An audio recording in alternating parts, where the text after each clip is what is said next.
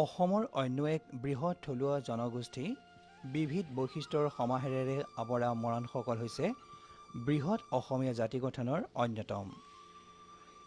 ইতিহাসে ঢুকি নোপোৱা খ্ৰীষ্টপূৰ্ব বহু হাজাৰ বছৰ পূৰ্বে উত্তৰ পশ্চিম চীনৰ পৰা তিব্বত হৈ লোহিতেৰে ভটিয়াই অসমত প্ৰৱেশ কৰি অন্য জাতি জনগোষ্ঠীৰ লগত সম্পৃক্ত হৈ বসবাস তথা সুকীয়া ৰাজ্য গঠন কৰি মৰাণসকলে উদাৰতাৰে জাতি গঠনত সহায়ক হ'লহি অসম ভূমিত। এসময়ত আহোমসকলৰ লগত বৈবাহিক সম্বন্ধৰে আৰু শাসনাধিষ্ঠ বিষয়ভাৱ লৈ ঘাত প্ৰতিঘাত সমন্বয়েৰে বাট বুলোৱাৰ ইতিহাস বুৰঞ্জীত সুন্দৰভাৱে উল্লেখ আছে।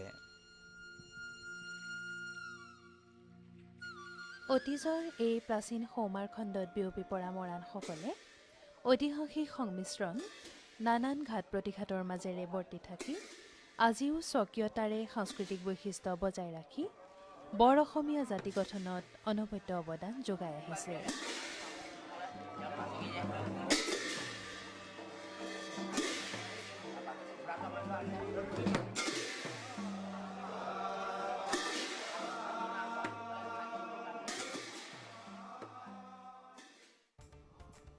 অতীজৰে পৰা নৈ, বিল, পথাৰ, হাবিৰ সৈতে নিবিড় সম্পৰ্ক থকা মৰাণসকলে বাঁহ, কাঠ, বেত, জেঙু গছৰ পাতেৰে সাজি লৈছিল নিজৰ বাসগৃহ।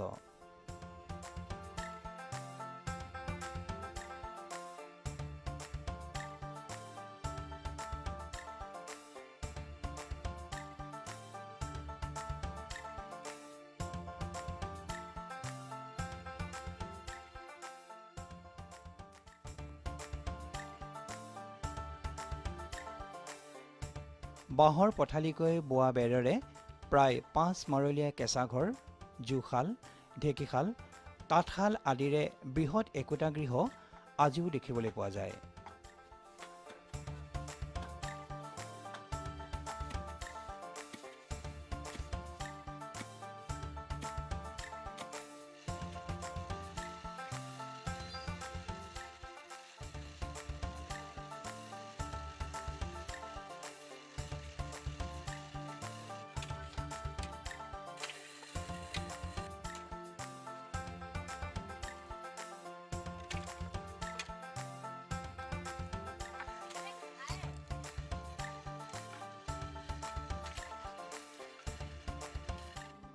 ধান, মাহ, সৰিয়হ, তামোল পাণ, কুঁহিয়াৰ আদিৰ খেতিৰ উপৰিও সুমথিৰা বাৰীৰ খেতিৰে মৰাণসকলে স্ব-উৎপাদিত সামগ্ৰীৰে সুন্দৰভাৱে প্ৰৱৰ্তি থাকে।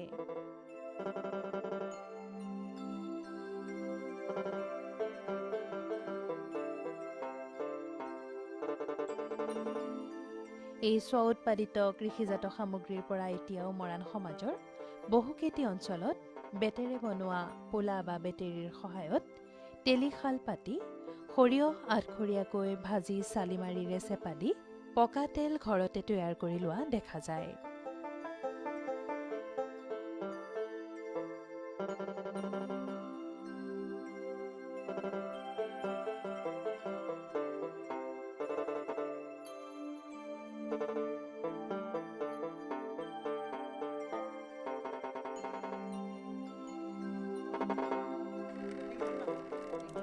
অন্য এক সঁজুলি বৰ্তমান অতিকৈ বিৰল।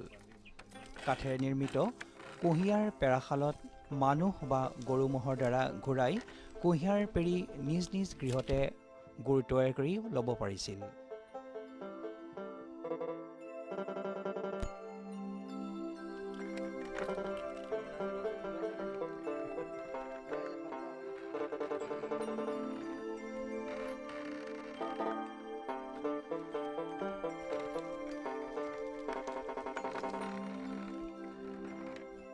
হাবি বননিৰ সৈতে সম্পৃক্ত হৈ থকা মৰাণসকলে হাবিৰ কাঠ, বাঁহ, শাক পাত, গছৰ ছাল, শিপাৰ ব্যৱহাৰ কৰাৰ উপৰিও হাবিৰ বন্য জীৱ জন্তুৰ লগতো নিবিড় সম্পৰ্ক আছে বা বজাই ৰাখিছে। খাদ্য ৰূপত মাছ মাংস খোৱাৰ উপৰিও বনৰীয়া হাতী ধৰি বিভিন্ন প্ৰক্ৰিয়াৰে শিকাই বুজাই বিভিন্ন কামত লগোৱাত মৰাণসকল পাকৈত আছিল। অতি ইতিহাসত পূৰ্বে আহোম ৰজাক এই মৰাণসকলে বছৰি বন লগোৱা হাতী যোগান ধৰিব লাগিছিল। মনত ৰাখিবি শিকিবি জানিবি বুজিবি সোনকালে শিকিবি জানিবি বুজি হয় হয়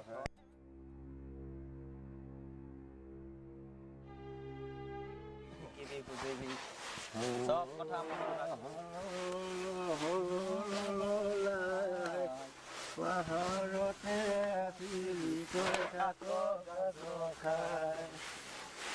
ভয়া মনয় আহিল পন্দিত পাপাই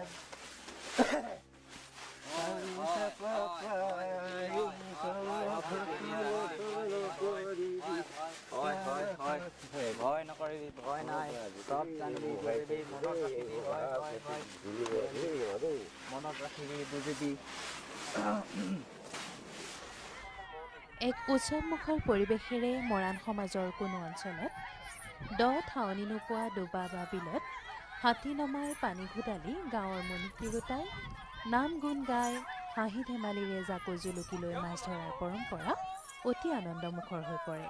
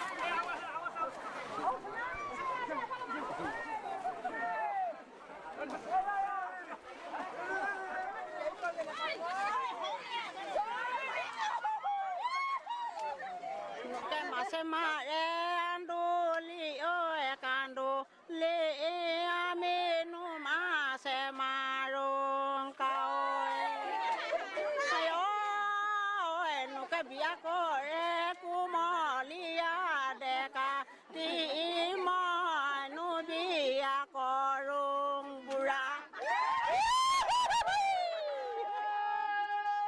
sokulo sale to kio hima ya ya kolapori ya lo sahile kyo boiswa imue su kopalona dunia dakhile sokoti pat mati sole buli letera dakhil mukete hade mari bai stapi noron sen buli হাতী হুৰুৱাই মাছ ধৰা এনে পৰম্পৰাত মাছ ধৰি শেষ হোৱাত হাতী গেৰিয়াক প্ৰতিজন গাঁওবাসীয়ে হাতীৰ ভাগ হিচাপে একোটিকৈ মাছ ভাগিৰ ভাগ হিচাপে দি যায়।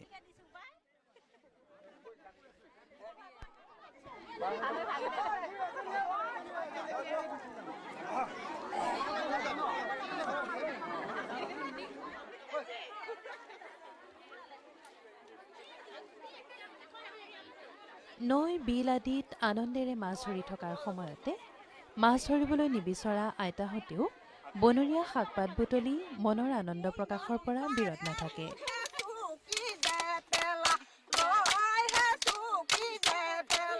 Loy sin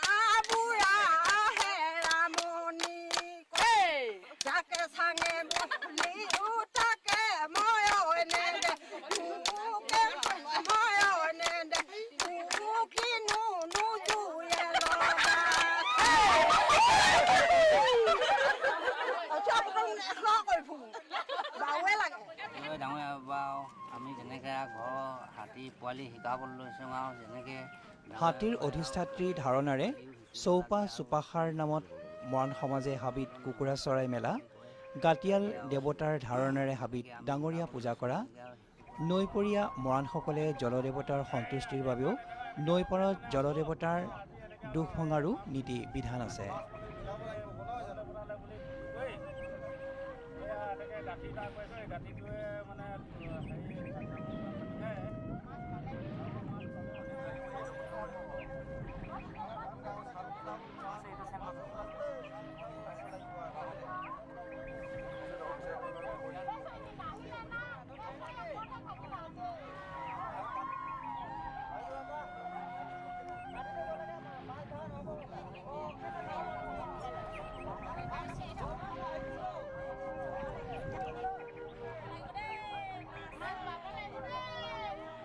মৰাণ সমাজৰ ধৰ্মীয় ৰীতি নীতি, উৎসৱ পাৰ্বণ, জন্ম মৃত্যু, বিবাহ আদিৰ নীতি পৰম্পৰাৰে সুন্দৰভাৱে পালন কৰা দেখা যায়।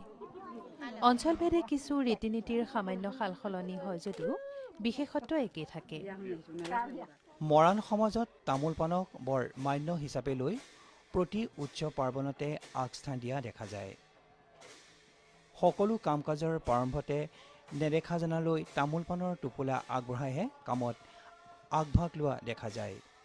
সেই হিচাপে টেপৰ চালি নামে এবিধ বিশেষ লতাজাতীয় গছৰ ছাল আজিও তামোলৰ লগত খোৱা দেখা যায়, যিয়ে নেকি পেটৰ ভিতৰখন চফা কৰাৰ লগতে মুহিদিৰো কাম কৰে বুলি বিশ্বাস কৰে।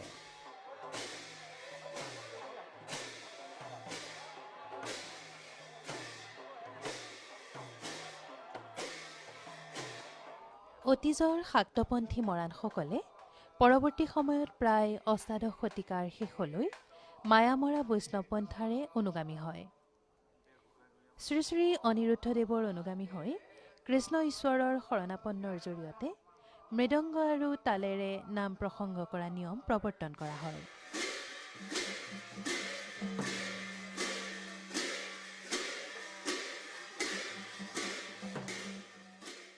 মৰাণ সমাজৰ গাঁৱৰ বৃহৎ মণিকূটবিহীন নামঘৰত মৃতকৰ আত্মাৰ সদ্গতি অৰ্থে তিলনি কৰাৰ পাছত বহুকেইটি মৃতকৰ পৰিয়ালে লগ হৈ সমূহীয়াকৈ দহা কাজ কৰা দেখা যায়। এনেদৰে পতা ঘৰুৱা সকাম নিকাম আদিতো নিজ নিজ ৰাগজাতৰ সৈতে তাল আৰু মৃদংগৰে গীত, নৃত্য, বাদ্যৰে ঘূৰি পিন্ধি গায়ন বায়ন কৰাটো অন্য এটি ভক্তিপূৰ্ণ পৰম্পৰা।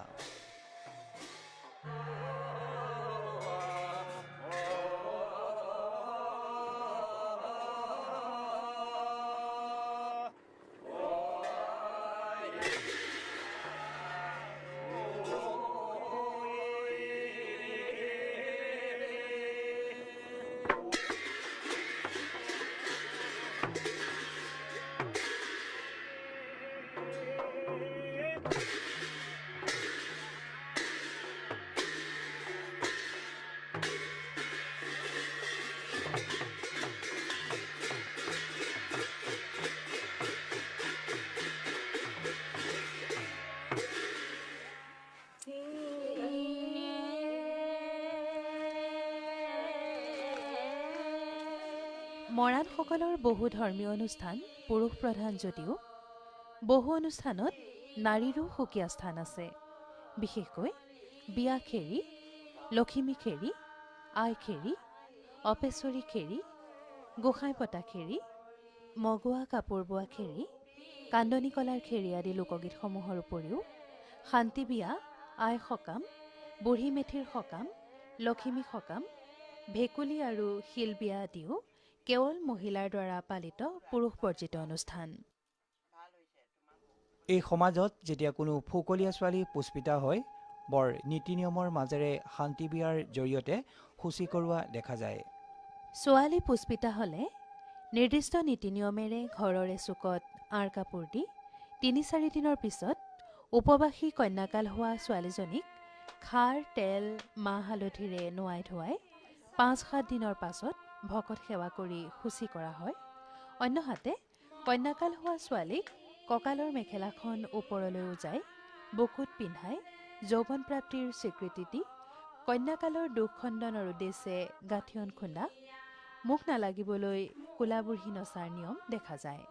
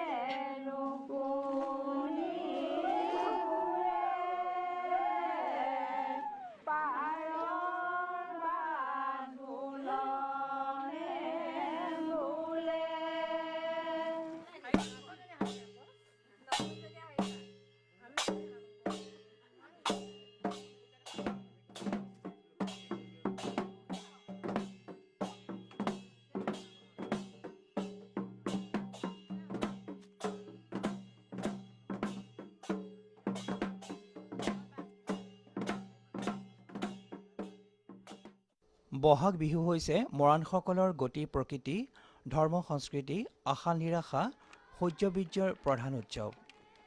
বসন্তৰ বা লাগি উন্মনা হোৱা মৰাণ ডেকাৰ প্ৰতি পলতে কেৱল বিহুৰ উন্মাদনা, উদ্দীপনা, নতুনক আদৰাৰ কেৱল হেঁপাহ।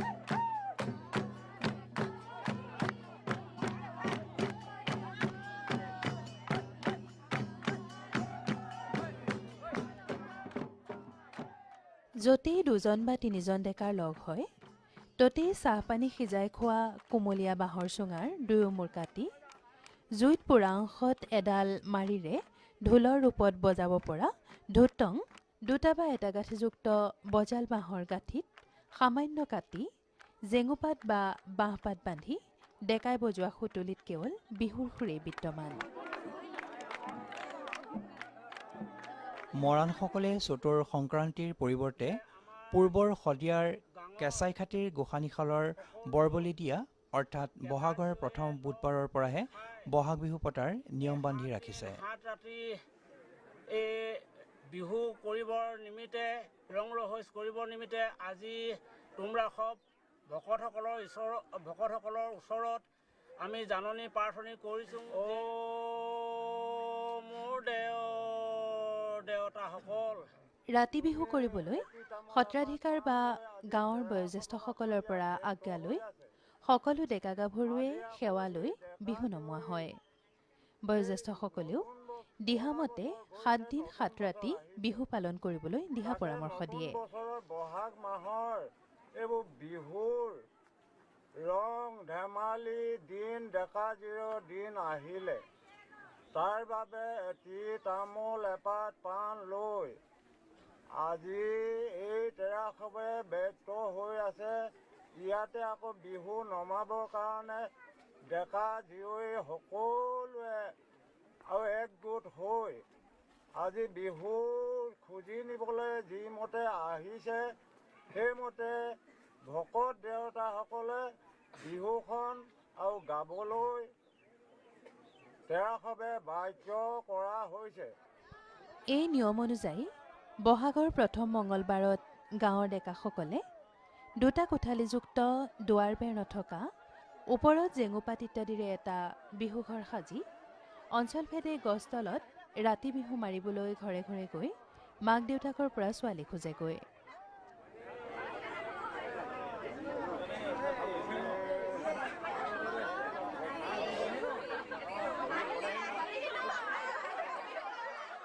অতি আকৰ্ষণীয় মৰাণসকলৰ ৰাতি বিহু শৃংখলাবদ্ধতাৰে নিয়ন্ত্ৰিত লেহেমীয়া সুৰেৰে গহীন আৰু নৃত্যগীতেৰে পৰিপূৰ্ণ। সাদিনীয়াকৈ পতা এই বিহু প্ৰতিদিনেই একোটা বিশেষ তাৎপৰ্যৰে পৰিপূৰ্ণ মৰাণসকলৰ সমাজ ব্যৱস্থাৰ।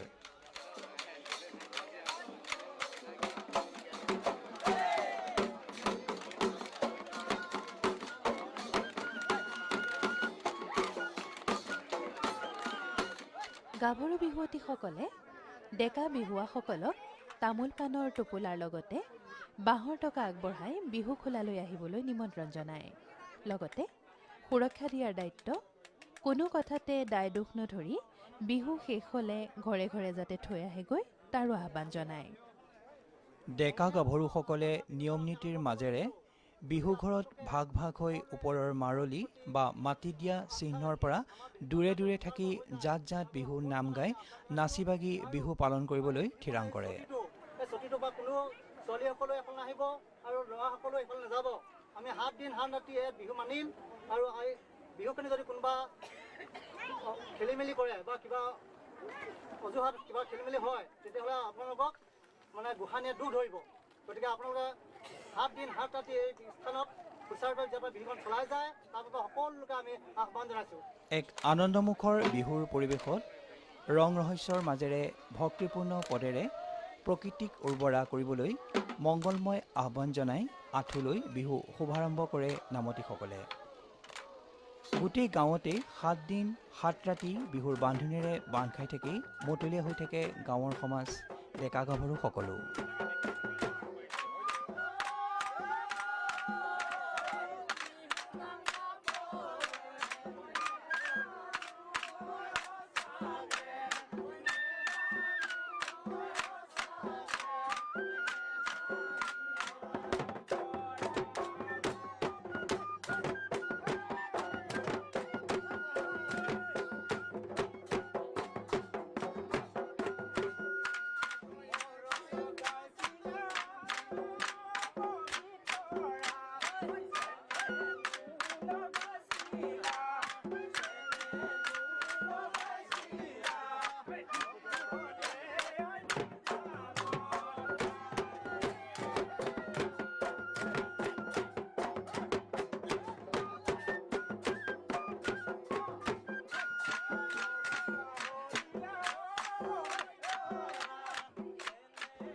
দেহে মনে উৎসাহ উদ্দীপনা আনন্দেৰে অসমীয়া জাতিটোক বহাগ বিহুৱে যি ধৰণেৰে জীৱনক আগবঢ়াই নিয়াত অৰিহণা যোগায়, তেনে এক বান্ধোনত মৰাণ সমাজেও বান্ধ খাই থাকি বৰ অসমীয়া জাতিটোক জীপাল কৰি ৰাখিছে নিজৰে গৌৰৱোজ্জ্বল সংস্কৃতিৰে একেটা লেনাজৰীৰে।